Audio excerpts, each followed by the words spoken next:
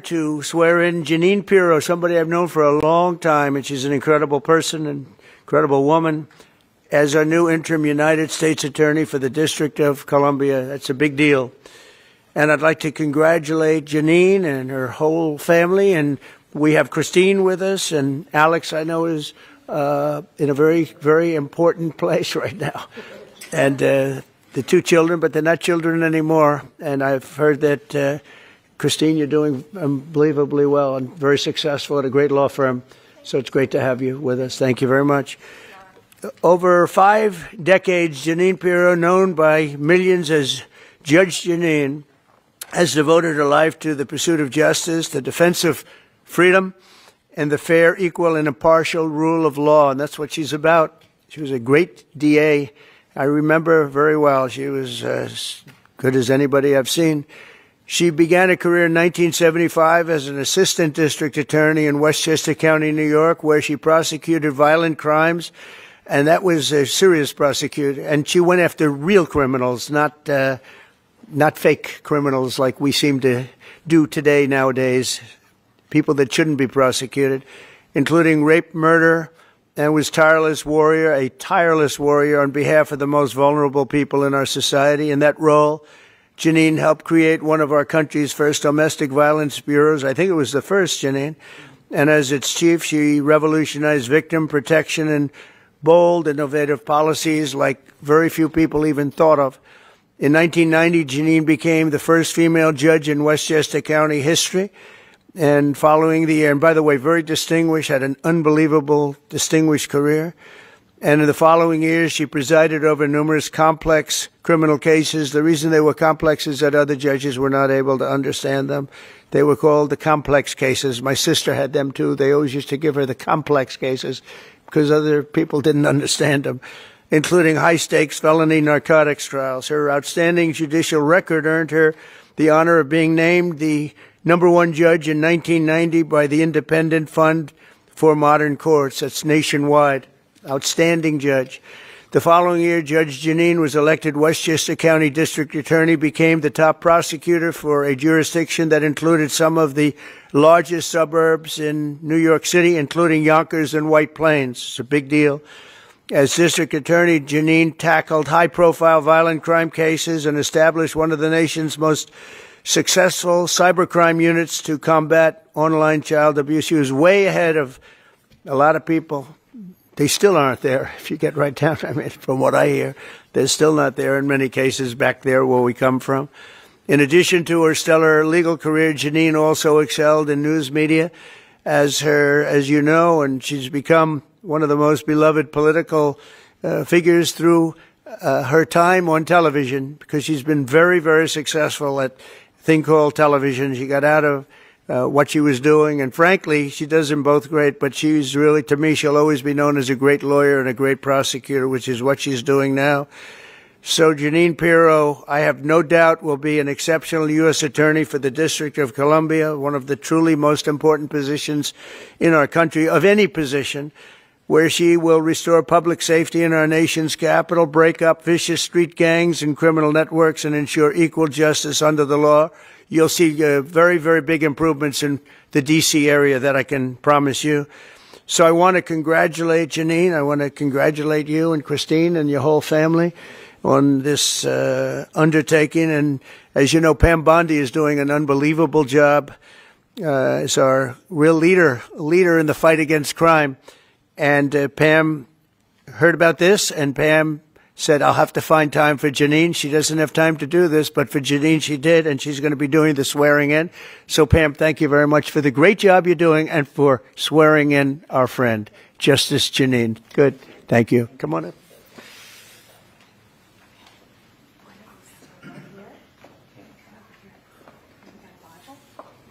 Oh, you're there. There we go.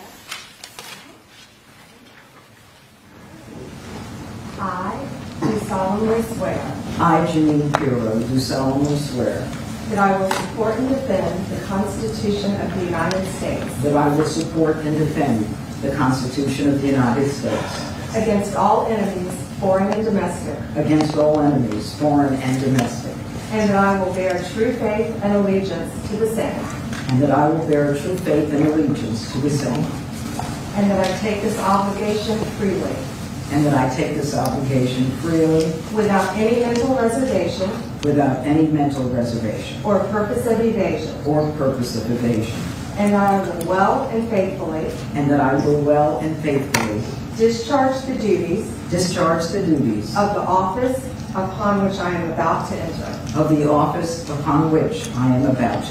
So help me God. So help me God. Congratulations. Thank you.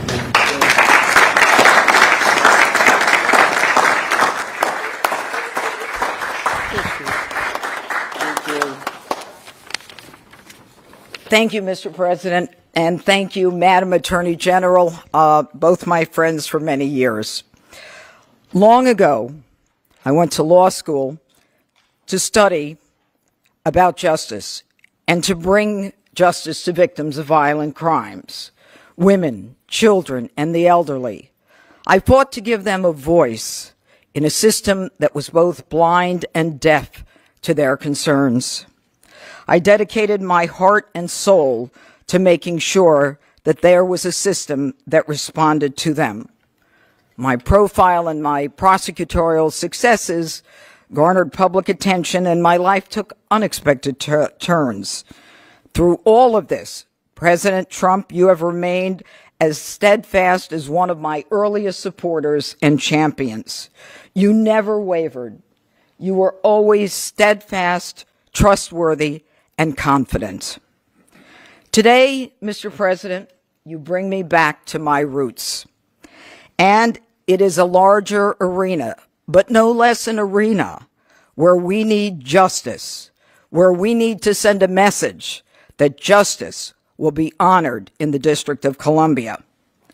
And just last week, here in our nation's capital, two people on the brink of beginning their life had hopes and dreams that were never realized because a cold-blooded murderer made a decision to shoot them down on the streets on a cold, rainy night in our nation's capital. This will not go without just accounting. My voice should be heard loud and clear. No more tolerance of hatred, no more mercy for criminals. Violence will be addressed directly with the appropriate punishment. And this city will again become a shining city on a hill in an America that President Trump has promised to make great again and will make safe again. Mr. President, America thanks you, and I thank you.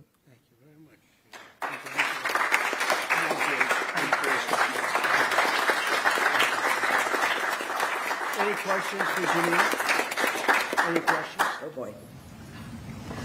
Anything for Janine? You just want to talk to him. I get it. Thank you. She's going to be fantastic. Thank you very much. Thank you all. Thank you. There's no question because there's no doubt. We have no doubt you're going to be fantastic. Thank you. Thank you, Mr. President. Mr. President, Mr. President, Mr. President, Yeah, please. Mr. President. On Russia, Mr. President? Please. Do you believe the Russians are being disrespectful when they say that your criticisms of Putin are simply an emotional response? And do you still believe that Putin actually wants to end the war? I can't tell you that, but I'll let you know in about 2 weeks. Within 2 weeks, we're going to find out very soon. We're going to find out whether or not he's tapping us along or not. And if he is, we'll respond a little bit differently. But it'll take about a week and a half, 2 weeks. We have Mr. Witkoff is here, who's doing a phenomenal job, is dealing with them very strongly right now. They seem to want to do something, but until the document is signed, I can't tell you. Nobody can. I can say this. I can say this, that I'm very disappointed at what happened a couple of nights now where people were killed in the middle of what you would call a negotiation. I'm very disappointed by that. Very, very disappointed. Yeah, please. You've called for an end to the Gaza war. Given the growing humanitarian crisis and the decision of Prime Minister Netanyahu to extend the military operation, Do you have any frustration with his handling of the situation of the war? No, we're dealing with the whole situation in Gaza. We're getting food to the people of Gaza. It's been a very nasty situation, very nasty fight. October 7th was a very nasty day, the worst that I think I've ever seen. It was a horrible day, and people aren't going to forget that either. So we'll see how that all works out. And Steve, would you want to say a couple of words about Gaza because you just have some information? Steve Witkoff, do you want to come up for a second? You might give them a little bit of information as to what's happening with Gaza and also Israel. We're having some very good talks with Iran. We'll find out whether that means anything, but we're having good talks. Congratulations. Well, hi everybody. I think that we are on the precipice of sending out a new term sheet that hopefully will be delivered later on today. The President is going to review it, and I have some very good feelings about getting to a long-term resolution, temporary ceasefire, and a long-term resolution, a peaceful resolution of that conflict. Mr. President, you said it's having to do with Iran. We're having very good talks with Mr. President, you said yesterday that Putin is playing with fire. What will be the consequences for Russia if Russia continues to Well, I'm not going to tell you exactly, but the words speak pretty loud. We're not happy about that situation. I think we're doing very well with Iran. I think we're doing very well with Gaza, but we are doing very well with Iran, and I think we're going to see something very sensible, because there are only two outcomes. You know what the two outcomes is: a smart outcome and there's a violent outcome, and I don't think anybody wants to see the second. But I think we've made a lot of progress, and we'll see. You know, they still have to agree to the final stages of a document, but I think you could be very well surprised what happens there, and it'll be a great thing for them. They could have a great country into the future. Yeah. Mr. President, Elon Musk in a television interview criticized the one beautiful bill, saying he was disappointed it didn't cut enough, essentially, that it undercut the DOGE efforts. What's your reaction to that? Well, the reaction's a lot of things. Number one, we have to get a lot of votes. We can't be cutting. We need to get a lot of support, and we have a lot of support. We had to get it through the House. The House was. We have no Democrats. You know, if it's up to the Democrats, they'll take the 65% increase. You know, if that doesn't get approved, this country is going to have a 65% increase in taxes and lots of other problems, big problems, almost bigger than that. But we'll have a 65% increase as opposed to the largest tax cut in the history of our country. We will be negotiating that bill, and I'm not happy about certain aspects of it, but I'm thrilled by other aspects of it. That's the way they go. It's very big. It's the big, beautiful bill, but the beautiful is because of all of the things we have. The biggest thing being, I would say, the level of tax cutting that we're going to be doing. We're going to make people really be able to. We'll have the lowest tax rate we've ever had in the history of our country, and tremendous amounts of benefit are going to the middle-income people of our country, low and middle-income people of our country.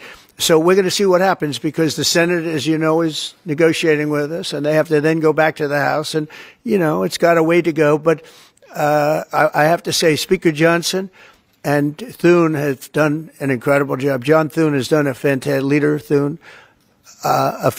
job, and they're working together with me and others.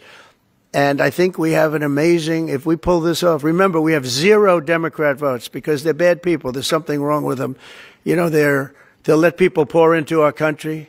Single biggest problem is we had 21 million people pour into our country, probably higher than that. And they're people that weren't supposed to be here. And many of those people are bad. Murderers, drug dealers, the mentally insane. They were closing mental institutions all over the world, not South America, all over the world. They're coming into our country, and we're getting them out. And we're having a hard time because some judges aren't making it very easy for us, and it's tough enough. They approved that. They allowed that to happen to our country. We don't have one Democrat vote. And if I were a Democrat, I'd be voting for this bill, and I'd get elected to any position I want as a Democrat. They're crazy. They're voting for a 65% tax increase. And they're only doing it for hatred. They're not doing it for any reason. They know it's terrible. terrible politics, in my opinion. But so we have no Democrat votes. That means we have to get almost all Republican votes. And I think we're very close to doing that. I think it'll be very successful. Yeah, please. Mr. President, Wall Street analysts have coined a new term called the taco trade. They're saying Trump always chickens out on your tariff threats, and that's why markets are higher this week. What's your response to that? I kick out?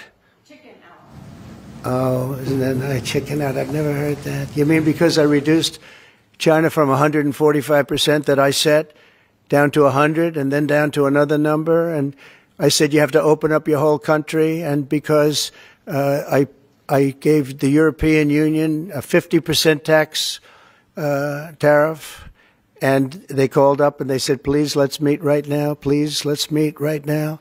And I said, okay, I'll give you till July 9. I actually asked them, I said, what's the date? Because they weren't willing to meet.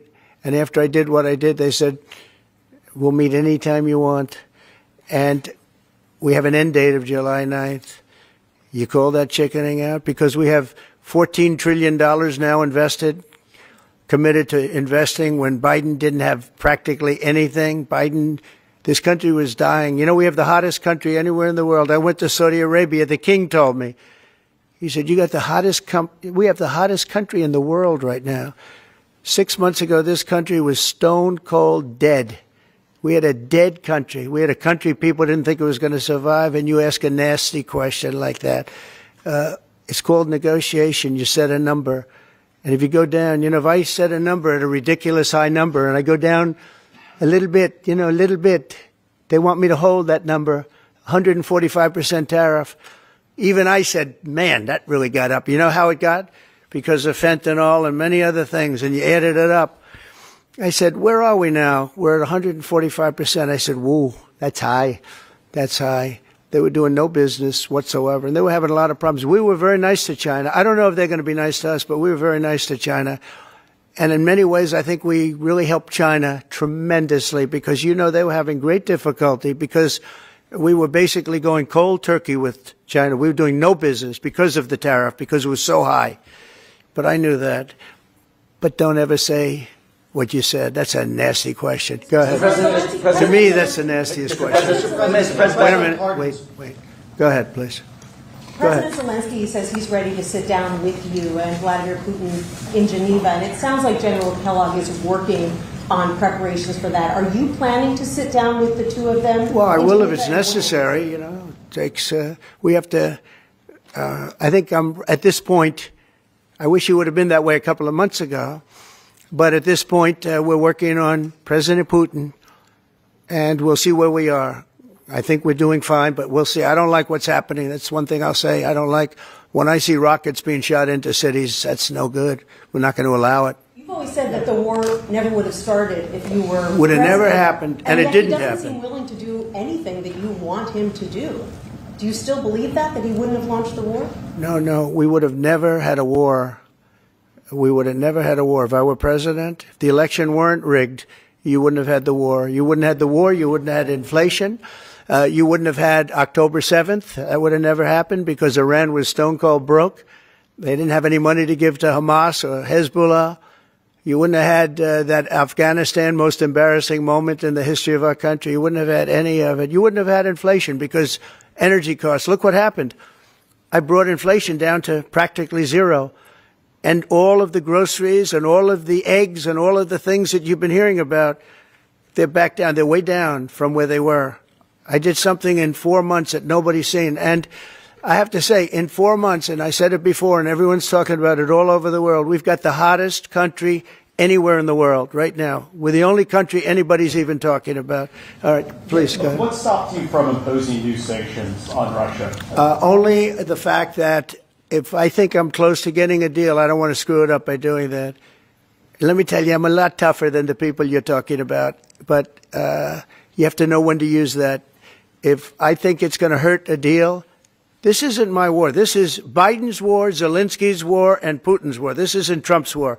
I'm only here for one thing, to see if I can end it, to save 5,000 lives a week and a lot of money, the money being much less important, because I made that money. I went to Saudi Arabia, Qatar, and UAE, and we brought back $5.1 trillion. So I made that money in about 2 hours, the money that we're talking about, but it's still think of it, $300 billion we've spent with no checks, no balances. They just send cash. You can imagine what's happened to that money. I never saw anything like it in my life, but I'm more interested because I picked up $5.1 trillion and, by the way, got a beautiful, big, magnificent, free airplane for the United States Air Force, okay? Very proud of that, too. They tried to say, oh, it's Trump's airplane. Oh, yeah, sure. It's too big. Frankly, it's too big, much too big. When can we expect that to be the Air Force One? Well, it's here already. Yeah. It's in the country. It's being refitted for military standard. How much will it cost to refit it? Oh, I don't know. Whatever it is, a hell of a lot less than building a new one. We're waiting too long from Boeing. Boeing has got to get its act together. Yeah. Sir, on Nippon Steel, this arrangement that was just announced in the golden share, is that an arrangement you would consider for TikTok as well? Nothing to do with TikTok. Totally different kind of a deal. We'll have to get, to do it properly, we'll probably have to get China's approval. China's never easy. China's never easy. But I think we'll be able to save TikTok. I'd like to save TikTok. I mean, TikTok was very good to me. I won the young people by 37%. No Republicans ever won, and I won by 37%. And Charlie Kirk will tell you TikTok helped. But Charlie Kirk helped also. Oh, he just happens to be here. Look at him. He loves that we mentioned that name, right, Charlie? He's done great, and I appreciate all the help. But with young people, we won by 37%, Charlie, and you helped. But TikTok was amazing. And he was the first one. He said, get on TikTok. So I have a little bit of a warm spot. I know I shouldn't. They'll say quid pro quo, put him in jail for the rest of his life, quid pro quo. No. TikTok was very good to me. I won young people. I don't know if it was because of TikTok, but it was something happened. No Republican has ever won they call them young people. Young people, you can define it a lot of different ways, but I won every age group in young people. And it never happened, and won by 37%. That's a lot. Yeah. President, back on Iran, did you warn Prime Minister Netanyahu against taking some sort of actions that could disrupt the talks there? In a phone call last week? Well, I'd like to be honest. Yes, I did. Next question, please. Just on that on sanctions. I did, yeah. If Senate Republicans want to push It's not a warning. I said I don't think it's appropriate. What exactly did you tell him? Did you I just said I don't think it's appropriate. We're having very good discussions with him, and I said I don't think it's appropriate right now.